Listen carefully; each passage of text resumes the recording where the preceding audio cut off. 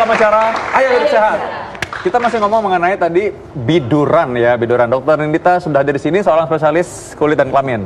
Nah, Dokter Nindi tadi sudah dikatakan oleh Dokter Susi kalau biduran ini kaitannya erat dengan penampakan di luar. Nah, biasanya menarik perhatian itu di luar ya, Mbak Natali. Iya. Kalau kita biduran itu biasanya yang menakutkan di luar, kok merah semua ya, bikin minder dong ya. Pernah aku yang gede-gede banget, jadi kayak benjol-benjol gitu. Benjol? Iya, jadi kayak itu, apa sih, kayak meleleh-meleleh gitu. Iya, jadi alergi obat. Alergi obat. Alergi obat. Sampai kayak lumer, apa kayak gitu loh. Parah banget, terus aku ke rumah sakit, disuntik. Terus 3 jam, 4 jam kemudian. Nah, sebelum bicara mengenai alergi obat ini dengan Dokter Susi, saya pengen tanya Dokter Nindi dulu. Ya, bener nggak tuh kalau kayak gitu alergi obat bisa kemerahan mukanya gitu, benjol-benjol gitu? Betul. Tadi seperti yang Dokter Susi sudah jelaskan bahwa biduran itu kan sebetulnya reaksi berlebihan dari tubuh ya. Dia bentuknya kalau di kulit itu bentol-bentol, merah-merah, bisa kecil, bisa besar kayak pulau-pulau. Dan dia sebetulnya timbul mendadak, hilangnya cepat. Kurang dari 24 jam tanpa meninggalkan bekas dan gatal sangat. Nggak gatal, gatal. Ya, terus ada ketawa lu di belakang. Kondisi beratnya biasanya memang bisa sampai timbul angioedem. Angioedem tuh mungkin yang bengkak-bengkak tadi Mbak Natali bilang, matanya bengkak, bibirnya bengkak gitu. Terus dia yang bahaya sebenarnya kalau dia menyumbat jalan nafas. Misalnya lidahnya bengkak dan menutup jalan nafas. Nah, itu adalah kondisi emergensinya. Oh, ini yang dibilang bisa bikin meninggal nih, Dokter Sila. Yep. Nah, itu berarti ada gejala sampai ke perjalanan nafas. Berarti itu bisa bibirnya bengkak, terus ada penyempitan mungkin atau di hidung atau seperti apa itu, Dok? Betul. Jadi dia menyempit, menutupi jalan nafas, dan itu berbahaya. Jadi pasien tidak bisa bernafas. Anak aku nah, gitu, untuk alergi. tahunya itu seperti itu supaya masyarakat nih jadi lebih aware, dan kapan saat seperti itu harus langsung ditangani, dibawa ke dokter. Oke, jadi kalau misalnya kita lihat bidurannya itu luas sekali, memang baiknya kita langsung segera bawa saja ke rumah sakit. Apalagi kalau sudah ada gejala bengkak di area wajah, mata, bibir, lidahnya mulai membengkak, mulai ngomong kebas, ngomong sulit, sesek, nafasnya nggak nyaman lagi, sesek, nelennya udah mulai tercekat. Gitu, atau muntah-muntah, itu pertanda bahwa memang kita sebaiknya segera bawa aja ke rumah sakit. Oke, kalau misalnya biduran yang ringan nih, Dok, tindakan awal apa yang biasa bisa dilakukan di rumah? Ya, betul. Biduran itu memang tidak selalu harus diobati. Kan dia bisa hilang sendiri, terutama kalau kita sudah identifikasi apa penyebabnya, kita bisa langsung hindarkan. Kita udah jauh nih dari penyebabnya, dia bisa hilang sendiri. Berarti tidak perlu diobati. Tapi kalau misalnya ringan dan perlu diobati, kita bisa coba dengan bedak kocok. Tahu bedak kocok yang mengandung kalamin, yang anti gatal, yang bisa dioleskan. Nah, kebetulan di situ udah ada bedak nih, Dok. Silakan, Ayo Dok. kita ke sana. Nah, ini ada ice bag, bedak. Ya. Ini lotion. Ya. Dan ini cold pack. Ya.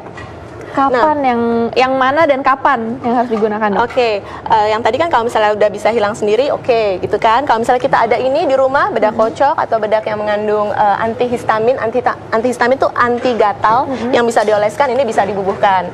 Ini lumayan untuk mengurangi gatal, gitu. Terus kalau misalnya ada obat anti gatal di rumah yang bisa dibeli bebas, itu bisa digunakan juga, bisa diminumkan sesuai dengan dosis tentunya ya, dan cara pemberian yang tepat, itu boleh. Nah, ini untuk misalnya ini cold pack ya, misalnya ini cold pack berarti untuk memberi kenyamanan mungkin ya pada pasien yang merasa biduran itu kadang-kadang ada rasa stinging, kebakar, panas gitu. Kalau penyebabnya bukan karena dingin, cold pack ini bisa kita taruh gitu ya, misalnya untuk memberikan rasa lebih nyaman pada pasien yang merasa. Berapa lama tuh, Dok, diletakkan di tangan? Kasih aja, terus nanti kalau misalnya ini udah mulai berkurang, ininya nanti ambil cold pack yang lain gitu. Oke. Nah, itu pemakaiannya seperti apa nih, Dok? Jadi harus dibersihkan dulu gitu, terus baru diletakkan? Boleh ya, jadi misalnya kadang-kadang pasien takut mandi ya. Takut mandi. Kalau biduran sebetulnya jika bidurannya itu tidak diakibatkan karena dingin, kita nggak apa-apa mandi menggunakan air yang suhunya hangat gitu. Dibersihkan dulu kan, berarti dibersihkan, kemudian menggunakan sabun yang lembut, yang tidak terlalu banyak busa dan yang tidak terlalu wangi. Oke, ini Dok katakan misalnya tangan saya letaknya di sini ada biduran. Terus saya mau menggunakan lotion atau bedak. Itu bagaimana, Dok? Setelah penggunaannya? dibersihkan, Heeh. kita gunakan salah satu. Misalnya mau yang ini, Ya. Ya. bedak. Misalnya ya, kita bisa langsung setelah dibersihkan, dikeringkan tadi setelah mandi misalnya, Ya. boleh dioleskan. Gitu. Ini tipis-tipis aja. Tipis-tipis atau aja gimana? seperti biasa. Dan salah satu aja, nggak usah ditumpuk. Misalnya punya dua-duanya, jadi saya pakai dua-duanya, nggak usah. Salah satu aja. Oke. Yang Nah, ini- pemirsa berarti seperti ini ya, tipis-tipis aja Betul. dan satu aja. Salah Kalau satu. misalnya udah pakai lotion, jangan pakai bedak, jangan Nanti dicampur. jadi kotor bercampur. Salah satu aja. Berapa kali sehari, Dok? Setelah mandi atau gimana? Mungkin bisa sampai 3-4 kali sehari, asalkan rasanya nyaman. Maksudnya memberikan kenyamanan, tidak memberikan rasa yang lebih gatal atau Oke. lebih panas. Monggo diulang. Oke, berarti Nggak apa-apa. masyarakat harus tahu ya, ini gunanya untuk memberikan kenyamanan dan ini bukan untuk mengatasi dari Bidurannya, dia mengurangi Dia gatalnya. hanya mengurangi gatal karena Mengurangi biduran gatalnya, saja. Oke. Oke. Nah, ngomong-ngomong mengenai tadi ini kan kalau dari luar ya, dari kulit. Nah, di dalam ini ada orang yang alergi obat misalnya atau alergi makanan, kan udah terlanjur masuk tuh ke dalam, nggak mungkin dibedakin kan? Nah, Oke. Gimana tuh caranya untuk menanganinya? Oke, jadi tadi mungkin sedikit sudah disinggung oleh Dokter Dita ya. Iya. Jadi ada obat yang namanya antihistamin. Iya. Jadi dia itu akan mengcounter atau melawan efek dari reaksi peradangan yang berlebihan Iya. yang akhirnya menimbulkan reaksi urtikaria atau Iya, biduran itu. biduran. Nah, obat itu bisa diminum dan dia kerjanya akan bisa benerin kulit, bisa benerin yang di saluran nafas yang bengkak. Iya. Tapi kalau saluran nafas yang bengkak itu perlu perhatian lebih ekstra karena itu memang bisa mengancam nyawa. Nah. Jadi itu butuh terapi yang lebih. Nah, pertanyaannya, apakah obat ini bisa dibeli bebas atau enggak? Antihistamin, Dok, beli bebas. Sebenarnya itu harus dengan resep dokter. Ah ya, oke. Jadi kalau udah tahu dia ada kebiasaan mungkin punya biduran, tentunya dia pernah memeriksakan diri ya dan Iya. tahu. Nah, ini kebetulan nih Mbak Natali ada punya pengalaman katanya anaknya biduran ya? Anak aku yang biduran. Kalau anak aku tuh alergi yang kalau misalkan makan yang dia alergi tuh sesek. Gitu, jadinya langsung buru-buru ke IGD atau enggak kita nanya makan apa pasti gitu, nggak ngaku, nggak tahu dia makan yang coklat, dia Iya. tuh alergi coklat, jadi kesian banget.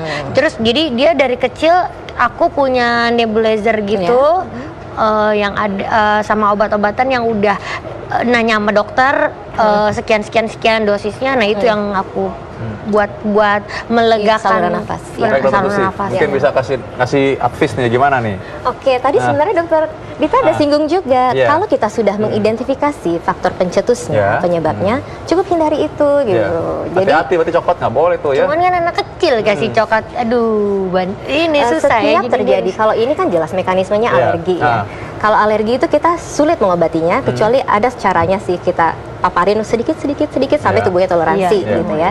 Tapi sebaiknya sih memang kalau memang bisa dihindari saja gitu. Karena setiap reaksi alergi itu pasti akan ada risiko untuk jadi reaksi yang berat dan mengancam nyawa gitu. Dan mengancam nyawa tadi mesti ke UGD jadi, ya? Ya, Iya, ini nggak kan boleh dia kalau dikasih makan terus, itu dibiarin terus terjadi alergi berulang. nah, Kalau di Dok. rumah dikontrol, kalau dia di sekolah kan nggak tahu dia diem gemes ada makanan temennya lucu kan coklat sekarang ya. Udah deh. Nah, Dok, ini mungkin masyarakat perlu tahu nih dari segi Dokter Susi sebagai spesialis penyakit dalam, apakah ada penyakit-penyakit tertentu yang memicu terjadinya biduran ini? Ada, tapi ini masuknya jadi biduran yang kronik ya, yang terjadi lama gitu. Kadang itu disebabkan oleh infeksi. Iya. Dan biasanya terjadi setelah penyembuhan dari infeksi. Bisa juga karena dia sakit, darah tinggi, dia minum obat dan efek sampingnya bikin biduran. Gitu. Atau kita coba cari penyebabnya nggak ada dan dia tergolong penyakit autoimun. Nah, ini tadi ngomong soal obat juga, ingat bahwa ada yang namanya alergi obat. Dan alergi obat ini susah untuk diketahui sebelumnya, dokter ya? Ya, betul. Alergi obat ini bisa mengakibatkan suatu hal yang fatal juga. Itu artinya begitu ada timbul nafas sesak tadi, begitu ada, dan dia biasanya nggak sempat merah-merah ya dok? Langsung nafas sesak bisa langsung terpelanting dan nggak collapse. sadar. Nah, dalam keadaan seperti itu memang segera memerlukan pertolongan yang gawat darurat dan emergensi, karena itu bisa mengancam nyawa. Iya. Nah, kita sekarang mau minta tips dari dokter. Tadi dokter Susi, dokter ini udah kasih. Dokter Susi coba bisa kasih. Oke, Ah. jadi tepat sekali yang tadi dokter Dita sudah sampaikan. Ya. Kalau itu bidurannya luas, Ya. kita sudah harus curiga jangan-jangan yang di dalam kena. Biasanya dia akan mengenai mukosa itu selaput lendir. Ya. Jadi pasiennya merasa tiba-tiba kram perut, muntah-muntah, diare gitu. Terus disertai dengan gangguan di saluran nafas, dia jadi sesak. Ya. Dan disertai dengan gangguan di sistem jantung dan pembuluh darah, tensinya drop, dia kolaps. Ya. Sebelum itu terjadi, kalau salah satunya sudah ada muncul gejala, segera bawa ke rumah sakit karena itu adalah tanda bahaya. Tanda bahaya, oke. Ya, oke. Ini harus diingat ya. Oke, baik. Nah, setelah ini mungkin Dokter Sila, kita sekarang udah mau kasih lagi cara sehat mengenai apa nih? Mengenai pertolongan pertama, pertolongan atau baca label obat. Karena ini bahaya banget tadi mengenai tadi obat-obat kadang-kadang kita salah minum atau orang cenderung untuk mengobati dirinya sendiri. Nah, bagaimana caranya yang benar kita mengkonsumsi obat dengan aman? Sesaat lagi dalam acara Ayo Hidup Sehat.